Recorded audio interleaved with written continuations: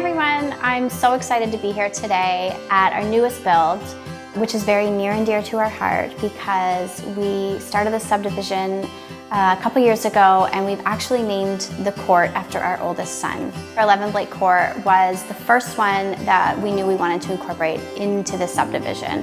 It had really unique roof lines and the 2-story open concept plan would resonate with a lot of potential buyers. What's also really unique about this house plan is that there's potentially 2 owner suites.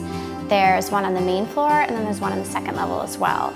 So if you're parents, you could have your room upstairs with your kids, or if you want to have it on the main floor, you can. We kept the home really neutral. We used pure white by Sherwin-Williams on all the walls, and we went with this really pretty wide plank engineered white oak hardwood floors. In the kitchen, we went with a classic white shaker style cabinets, and we did a matte black hole and knob combination with quartz countertops in the perimeter, and we went with a butcher block on the island. We used stone colored subway tile backsplash and this really unique and pretty shelf detail.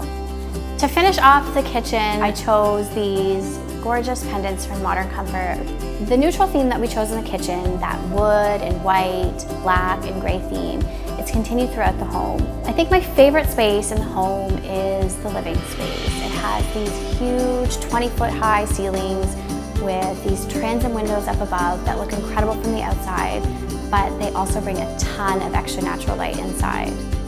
This house was a true labor of love, with the bulk of the work being done during coronavirus and self-isolation. I was at home with our 2 young boys, coordinating some of the final touches while Steve was here with the crew, trying to practice social distancing and get the construction done, but somehow it all turned out and we are so happy with the final result. We're even more excited that one day someone will get to call this their home. If you're interested in this home, you can contact our realtor, Jessie Yerxa, and she can schedule a viewing. Thanks for watching. Don't forget to like, comment, and share this video with your friends.